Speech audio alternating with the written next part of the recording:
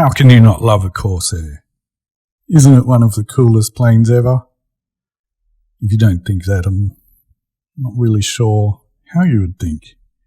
It's iconic. In this case, it's the Tamiya F4U-1D, one of the legendary Corsairs, and as I say, probably, to me at least, one of the greatest planes, well, ever, if I can say that.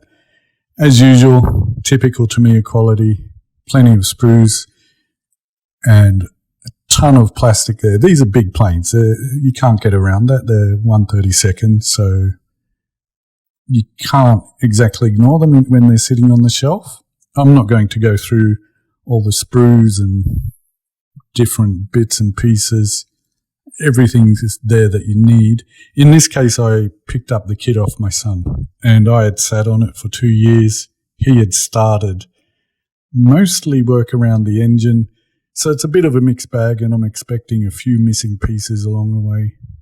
It happens. There's been a couple moves and so on. So there's the Pratt & Whitney 2800. We'll finish that off in a separate build video, and hopefully we'll go through step by step, get a nice Corsair at the end of this. Because 1/32nd is big and I want this finished, I'll probably do this in flight. The simple answer is if I do the occasional one in flight, there's a bit less work, obviously the undercarriage, but it frees up shelf space. I can almost have them staggered. So it gives a bit more freedom, variety, and helps out with storage space, because I'm starting to build up a big collection of 1/32nd planes. And obviously you can imagine that is borderline logistics type problem. So there you can see just how big the stand is by itself. And like I say, these 1/32nd planes, they are big and they can get reasonably heavy. Again, typical Tamiya work. It's just, if you've not seen 1/32nd, it's the same stuff, just bigger. And there's that nice canopy, nice moulding. There's no arguments there, no issues. 1/32nd, especially if you've never done it, it's probably, some of it is easier. I know people might be skeptical of that, but you do get, because it's larger scale, you get more room to work with. Yeah, you can see there's the odd sprue there that didn't belong there, and whatever else has been going on in the history of that box. It's going to be a challenge in the sense of just purely catching up with everything. Again, typical Tamiya decals. You can't say anything bad about them. I'm not sure if I'll use the decals or I'll end up masking them out, painting them. There's even a nice metallic label for the stand. So again, what could go wrong? Comes with etchings, rubber tires. In this case, I have already jumped ahead and started finishing off the fuselage cockpit. That's for the internal instruments that will go on the fuselage or inside wall of the fuselage. And as I say, picked up this, partly started, and I've got in and done the cockpit here. I think the front panel was already done, and I've finished off the rest. That was one of the parts that I did come across in my initial building, and I scratched just from plastic card. Missing, I think it was one of the floorboard supports.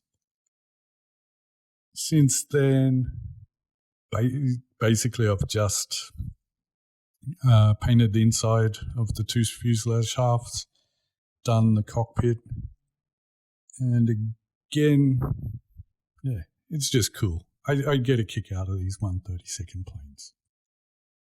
So you can see what's going to come up. I'm hoping we'll do a whole series on this build and we can get into some of the detail. Essentially the next one's, I'm not sure, probably finishing off the engine. You can see that's, I think, Mr. Hobby interior green.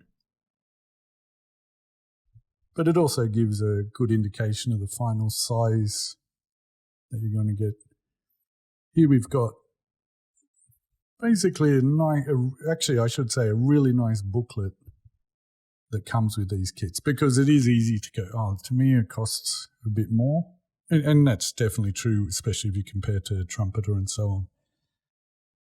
But things like this, to me, make up for it. This is a nice booklet in itself. Gives all the background, history, variants. You can see there you even get prototype photographs. In my case, I don't get too hung up on the colours, but one thing I would say here is I do like to use lighter colours than probably prototypical in the cockpit, for a simple reason: it's darker in there. Again, there's a ton of information just in this booklet alone. They could probably sell this itself. From a modeler's point of view, they give exactly what you need. And like I probably harp on about it a bit, but definitely, Tamiya, do what you're told and you won't have any issues. This is the one I'm probably going to do. I think it's 1945 USS Bunker Hill. I've never actually done one with the arrows, so I'm quite excited, if that's right, to get in and do that. I can't remember what the other one is, but they both look cool. Really, how could you not like that?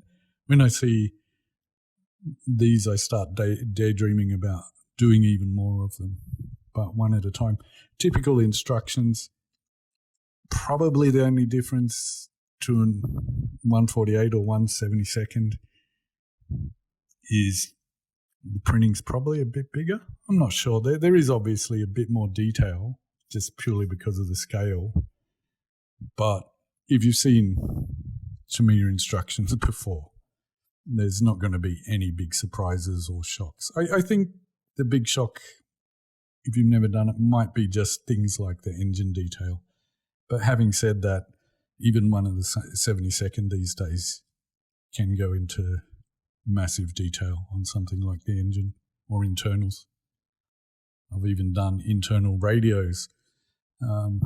Again, typical Tamiya stuff. There's the figures I've already started on the figures, and I'll do that in a separate video, cleaning them up and really finishing them off with oils.